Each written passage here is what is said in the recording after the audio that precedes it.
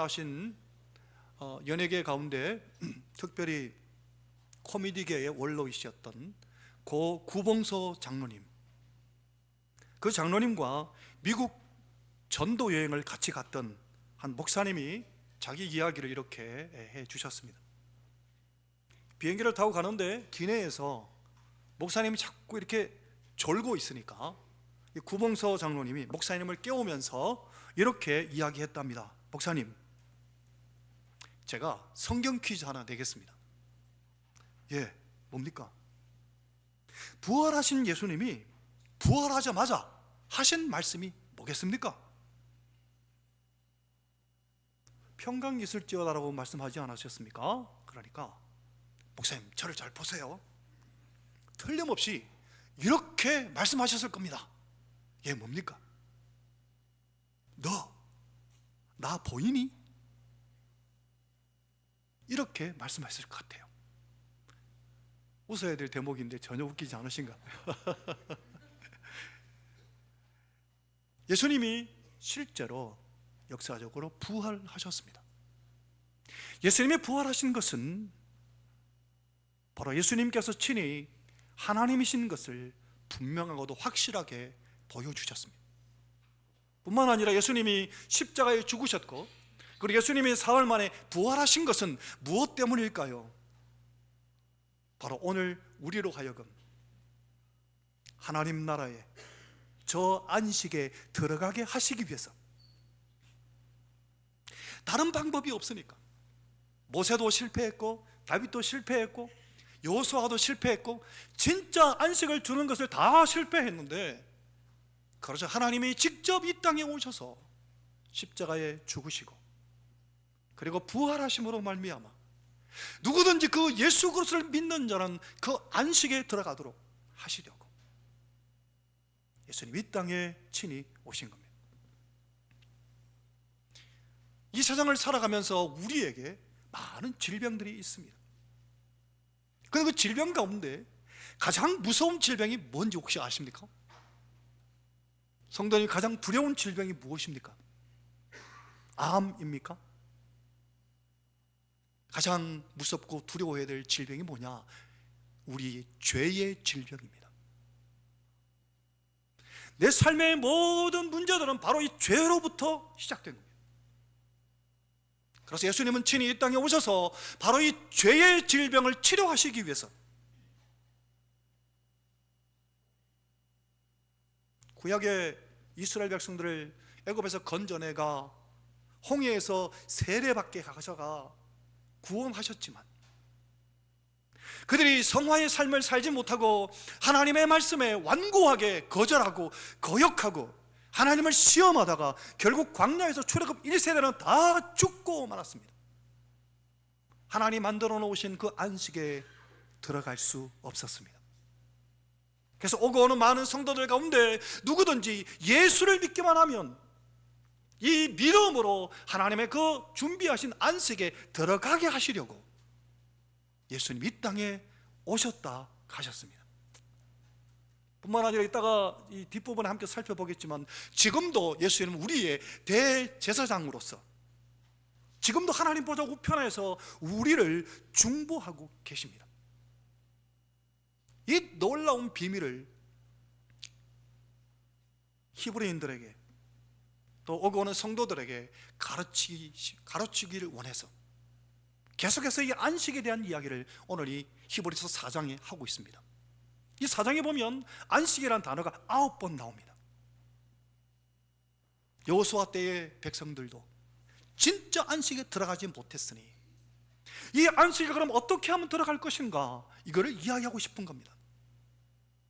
1절부터 한번 보실까요? 1절에 보면 그러므로라고 시작합니다. 함께 읽겠습니다. 그러므로, 시작. 그러므로 우리는 두려워할지니 그의 안식에 들어갈 약속이 남아있을지라도 너희 중에는 혹 이르지 못할 자가 있을까 함이라. 예수를 믿음으로 구원을 받았는데 구원을 계속 이루어가야 되는 성화의 삶이 이루어져야 되는데, 믿음으로 구원받은 믿음의 이 손바닥의 믿음이 순종의 손등으로 연결돼야 되는데 그만 이게 되지 않아. 안식에 들어가지 못할 자가 있을까 두려워하라고.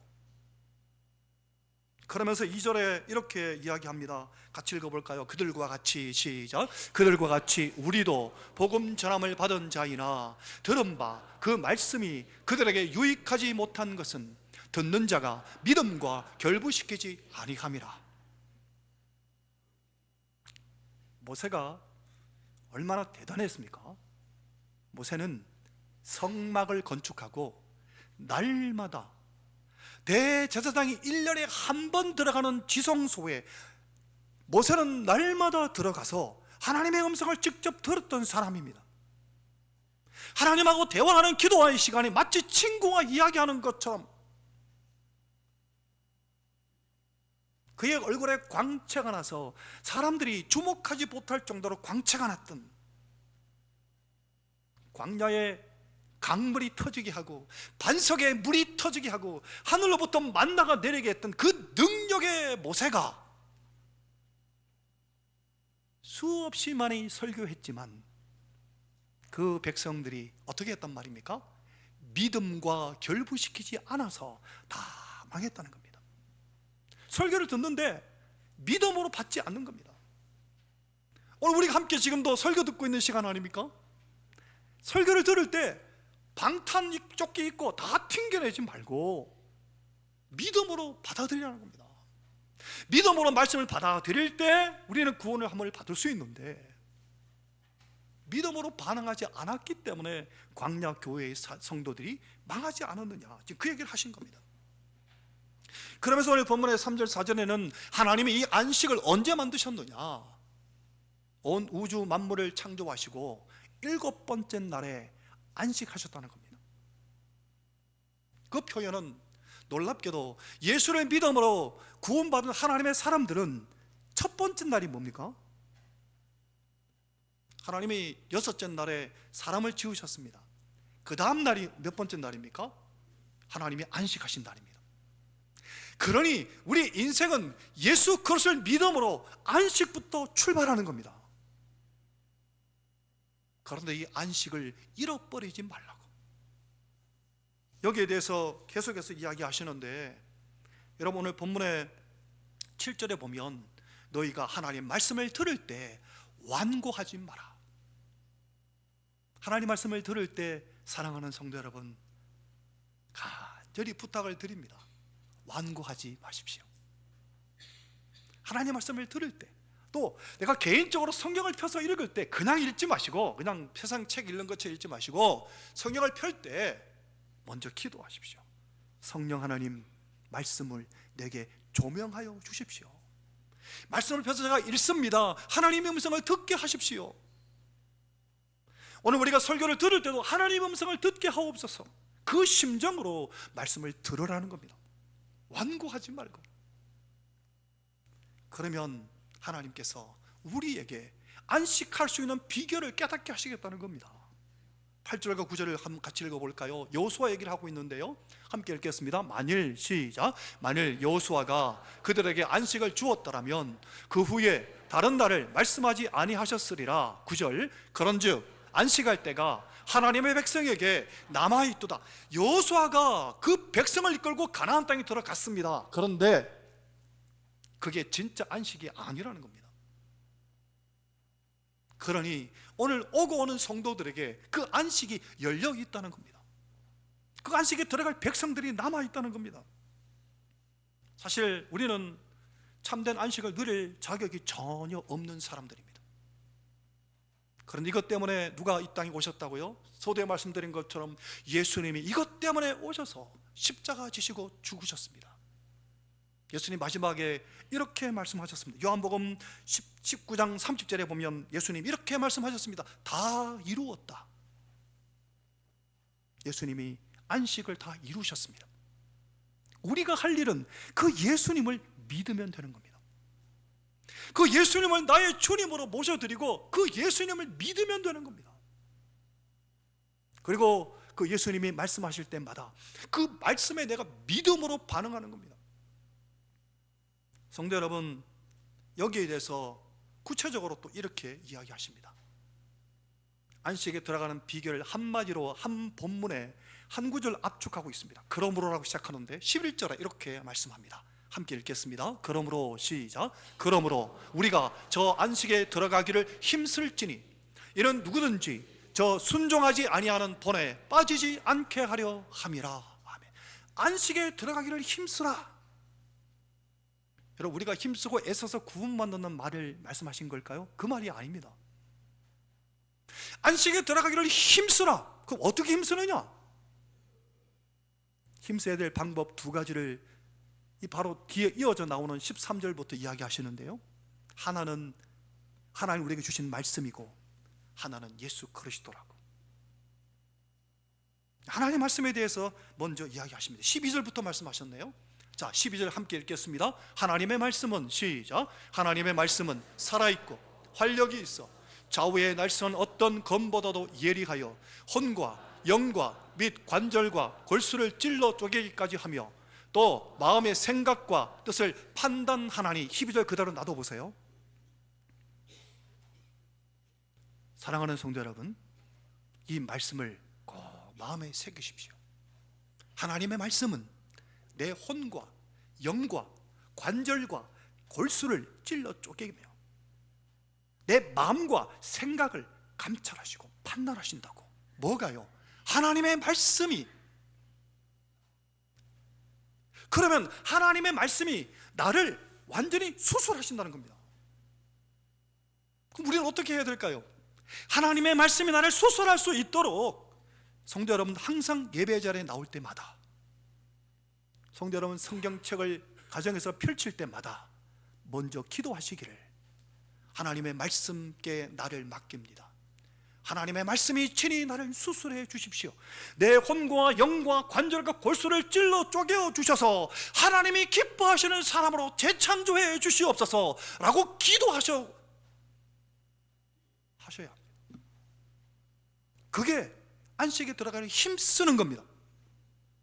예배할 때 그냥 맹숭맹숭하게 그냥 와 앉아있다가 졸다가 가는 게 아니고, 하나님의 말씀이 선포될 때 특히 하나님이 내게 뭘 말씀하실까?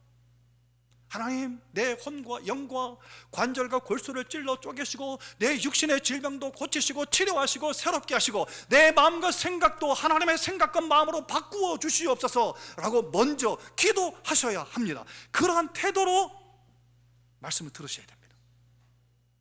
그러면 하나님의 말씀이 나를 수술하십니다. 성도 여러분, 남편이 아내를 고칠 수 있습니까? 아내가 남편을 고칠 수 있습니까? 부모가 자식을 고칠 수 있습니까? 직장 생활하는데 직장 위에 상관이 아래 사람을 바꿔놓을 수 있습니까? 변화시킬 수 있습니까? 그럼 사람은 안 바뀝니까? 사람 변합니다. 뭐로요? 하나님의 말씀으로.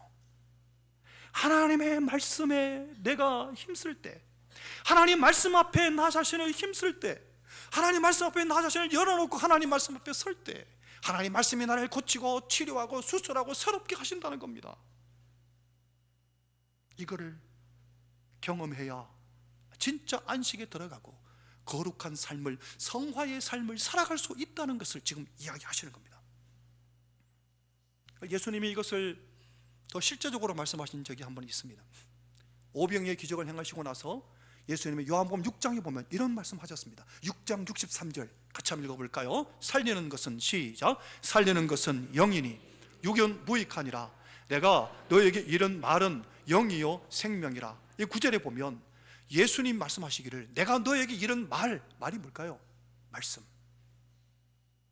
로고스로 쓰였습니다. 예수님이 하시는 이 말씀은 뭐라고요? 영이요 생명이라. 우리 하나님께 예배할 때 영과 진리로 예배하라고 예수님 말씀하셨잖아요. 영으로 예배하는 게 뭘까요? 말씀을 가지고 예배하는 겁니다.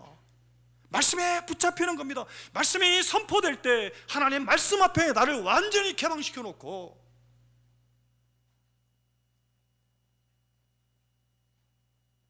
말씀의 믿음으로 화합하는 겁니다. 그러면 하나님의 이 말씀이 영이요 생명이기 때문에, 말씀이 영이요 생명입니다. 예수님이 하신 말씀입니다. 서목사 얘기한 게 아니라. 영이요 생명이라고. 뭐가요? 하나님의 말씀이. 그래서 말씀 앞에 내 자신을 세우는 겁니다. 세상에서 어떠한 일을 겪었고 어떠한 상황과 환경에 놓여져 있었다 할지라도 예배 전에 나와서 나를 하나님 앞에 완전히 열어놓고 말씀 앞에 서면 그 말씀이 나를 고치는 겁니다. 성도 여러분, 예배를 통해서 내가 고침받고 변화되지 않으면 내가 예배를 잘못 드린 겁니다.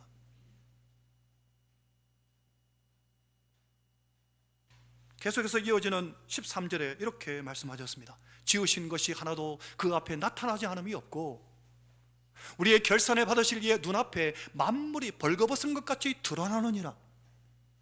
성도 여러분, 하나님 말씀 앞에 내가 바르게 서면 내 정체가 옆에 사람은 안 보이지만 하나님 앞에 다 드러납니다. 내 문제가 뭔지 깨달아집니다. 그럼 그거 붙잡고 기도하는 겁니다. 아, 하나님, 내 문제, 이게 문제가 있었군요. 설교를 끝나고 그 문제를 붙잡고 하나님 이거 용서해 주세요. 하나님 말씀 앞에 내가 바르게 서면 내 정체가 다 드러나게 되어 있습니다.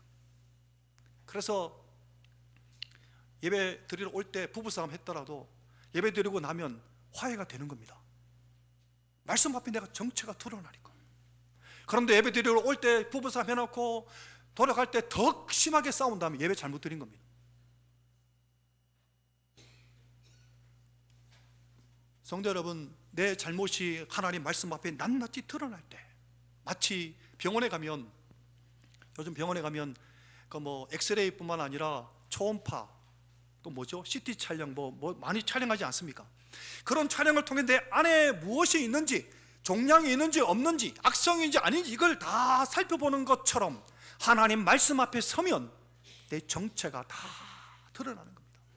그래서 예배를 드려야 되는 겁니다. 그래서 삶의 현장에서도 예배해야 하는 겁니다. 모세도 다윗도 하지 못했지만 예수님이 이것을 이루신 것이 어디서 이루셨느냐? 십자가와 부활로 이루신 겁니다. 그래서 내가 예수님의 십자가 앞에 딱 서면 내 모든 고름을, 예수님이 고름과 허물과 죄를 다 빨아가십니다. 다 빨아가시고 대신 예수님의 보혈을 내게 수혈해 주시는 겁니다. 예수님의 피를 내게 수혈해 주시는 겁니다. 예수님의 능력을 내게 부어주시는 겁니다. 이게 예배하는 시간입니다. 이것을 그러면 우리가 경험하고 나서 삶을 산다고 합시다. 그런데 우리는 약하고 연약해서 이 육체를 입고 있기 때문에 약해서 또 시험 들고 또 넘어지고 또 범죄할 때가 있습니다. 그럴 때는 그럼 어떻게 하면 될까요? 그 대책까지 오늘 본문에 이야기하십니다. 볼까요? 14절입니다. 함께 읽겠습니다. 그러므로 시작. 그러므로 우리에게 큰 대제사장이 계시니 우리가 믿는 도리를 굳게 잡을지어다. 아멘. 그때마다 예수님께 나가는 겁니다. 내가 부족하고 연약해서 범죄할 때마다, 내가 잘못했다는 걸 깨달을 때마다 그 즉시 경상도 말로 예수님한테 앵기는 겁니다. 예수님 품에 파고 들어가는 겁니다. 예수님, 제가 잘못됐습니다. 예수님 품에 막 파고 들어가는 예수님, 언제든지 예수님 팔 벌리고 계시니까. 왜? 그분이 우리의 대제사장이시니까요. 지금도 우리의 대제사장으로 하나님 보좌 옆에 살아 계시니까요. 그분께 내가 들어가는 겁니다. 그러면 그분이 어떻게 하시느냐? 그 다음 구절에 보면 이렇게 얘기하셨어요. 그분이 우리를 도우신다고. 15절에 보면 그분이 우리 연약함을 동정하지 못하실 분이 아니라고. 모든 일이 우리와 똑같이 시험을 다 받으셨습니다. 아기 예수로 오셔서 우리가 겪을 것을 다 겪으셨습니다. 그래서 우리가 경험한 걸 다 아십니다. 겪어보셨으니까요. 하나님이라서 아는 게 아니라 직접 겪으셨다는 겁니다. 그래서 그 모든 걸 겪으시고 예수님은 이기신 분입니다. 그래서 똑같이 시험을 받으신 분이로되 죄는 없으신 그분이 다 이기셨기 때문에 그분에게 나가는 겁니다. 성도 여러분, 예수님께 나아가 예수님 안에서 이렇게 선포하는 겁니다. 나는, 예수님은 나의 구주이십니다. 예수님이 채찍에 맞음으로 내가 나음을 입었습니다. 예수님이 채찍에 맞으심으로 나는 나음을 입었습니다 라고 선포하는 겁니다. 그러면 질병이 낫는 겁니다. 나는 아브라함의 자손으로 아브라함의 복을 받아 누릴 사람입니다 라고 시인하고 고백하는 겁니다. 어디서요? 예수님 안에 들어가가. 그리고 마지막 9절에 16절에 이 은혜가 그냥 한 번만 받는 게 아닙니다. 날마다 이 은혜 속에 들어가야 되는 겁니다. 그게 16절 말씀입니다. 함께 읽겠습니다. 그러므로 시작. 그러므로 우리는 긍휼하심을 받고 때를 따라 돕는 은혜를 얻기 위하여 은혜의 보좌 앞에 담대히 나아갈 것이니라. 우리는 부족합니다. 내가 노력하고 힘쓴다고 성화 거룩하게 살 수 없습니다. 그래서 예수님께 나아가는 겁니다. 그래서 하나님이 대제사장 예수님을 세워놓으신 겁니다. 그때 예수님께 나아가라고. 언제나 어디서나 예수님께 나아가라고. 그럼 예수님이 우리를 건지시고 우리를 새롭게 하시고 예수님이 내 눈에 눈물을 닦아주시고, 한 번씩 예배 드릴 때 보면 새벽기도 특히 할 때 보면 성도들이 막 눈물로 기도할 때가 있습니다. 그럼 예수님이 눈물을 닦아주시는 겁니다. 눈물을 닦아주시고 기도를 들으시고 그 품에 안으시고 친히 은혜를 더하여 주시는 겁니다. 성도 여러분, 오늘 말씀의 제목이 뭐였습니까? 당신의 믿음은 진짜입니까? 진짜 믿음이 뭘까요? 예수님이 여기에 대해서 친히 답변을 하신 적이 있습니다. 같이 한번 볼까요? 마태복음에 나옵니다. 마태복음 6장 24절에 보면 누구든지 나를 따라오려거든 자기를 부인하고 내 십자가를 지고 자기 십자가를 나를 따르라 말씀하신 그 다음 구절이 바로 25절입니다. 같이 읽겠습니다. 누구든지 시작. 누구든지 제 목숨을 구원하고자 하면 잃을 것이요 누구든지 나를 위하여 제 목숨을 잃으면 찾으리라. 진짜 믿음이 뭘까요? 예수님을 위하여 내 목숨 거는 겁니다. 성도 여러분, 예수님 위해서 목숨 걸 수 있습니까? 그냥 뭐 한 발은 교회에 걸쳐놓고 한 발은 세상에 하고 뭐 그냥 대충 믿지 뭐 너무 미친 척하고 믿으면 안 돼. 미치 저기까지 가면 안 돼. 대충 믿어야 돼. 한 1% 믿으면 돼. 믿음 아닙니다. 진짜 믿음은 내 목숨을 거는 겁니다. 나를 위하여 목숨을 걸면 목숨을 도로 찾으리라. 이게 진짜 믿음입니다. 여러분, 예수님 때문에 목숨 거십니까? 예수님 때문에 내가 목숨 걸지 않으니까 불평과 불만이 터져 나오는 겁니다. 그걸 경험하지 못하게, 예수님 품에 안겨가 그 안식을 경험하지 못했기 때문에 불평과 불만이 터져 나오는 겁니다. 예수님 품에 안겨 보십시오. 기쁨으로 내 목숨을 걸었는데요, 뭔들 뭐 하겠습니까? 진짜 믿음입니까? 나 자신을 점검해 보십시오. 세상에 많은 사람들은 모두 누구를 위해 삽니까? 나를 위해 삽니다. 나를 위해, 내 가정을 위해서 삽니다. 내 야망을 위해서, 내 욕심을 위해서 목숨을 겁니다. 내 자식을 위해서 목숨을 겁니다. 그런데 정작 예수님께 목숨 걸지 않습니다. 예수님은 늘 후순위입니다. 후순위. 사랑하는 성도 여러분, 내 자신을 위해서 살지 마십시오. 내 자신의 육신요, 이거 고깃덩어리입니다. 여러분, 지금부터 60년 안에 우리는 전부 이게 흙으로 돌아갑니다. 그런데 이거 위해서 살랍니까? 아직도? 내 육신을 위해서 살지 마십시오. 고깃덩어리에 불과하고 썩을 육신에 불과한 육신을 위해 살지 마시고 영원하신 우리의 대제사장 되신 예수님께 목숨을 거십시오. 그러면 영원히 살 수 있습니다. 예수님께 목숨 걸 때 우리는 영원히 예수님 안에 살아갈 수 있는 겁니다. 이 땅에서도 하나님 나라에 들어가서도 진짜 안식을 얻는 겁니다.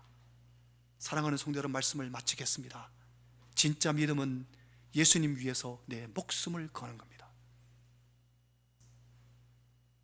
그러면 구체적으로 목숨 걸 때 하나님 어떠한 또한 방법을 주셨는가 궁금하시면 오후 예배 오십시오. 오후 예배 때 그 비결을 소개할 테니까.